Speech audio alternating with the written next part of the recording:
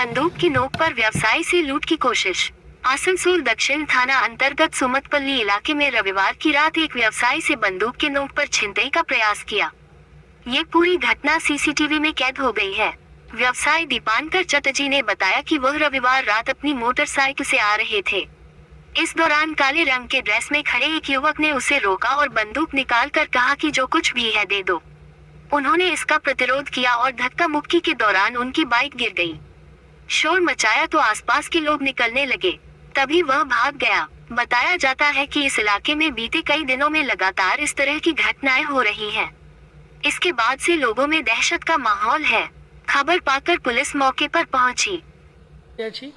আমি আমার বাড়ি ঢুকছিলাম, গলির ইয়েতে দুজন বাইকে এসে দাঁড়ালো গলির মুখে দাঁড়াবার পর একজন গাড়ি নিয়ে এগিয়ে গেল, আরেকটি ছেলে কালো ড্রেস পরে গলির মুখে আটকে দাঁড়ালো। আর তো আমি বললাম যে একটু সরো ভাই, হ্যাঁ এদিকে ঢুকবো। ও না সরে আমার কাছে এলো, আর এসে একটা পিস্তল বার করে মাথা ঠেকালো, বলে জো হয় দে দো। হ্যাঁ, তো আমি বললাম, আমি তখন ইয়ে করে গাড়ির চাবিটা, হ্যাঁ আমি গাড়ির চাবিটা সঙ্গে সঙ্গে হাত থেকে কেড়ে নিলাম। কেড়ে নেওয়ার পর ও আমাকে বলছে গোলি মার দেঙ্গে। তখন আমি মোটামুটি বুঝলাম, হ্যাঁ, যে এখন সঙ্গে সঙ্গে ওর কলারটা চেপে ধরলাম।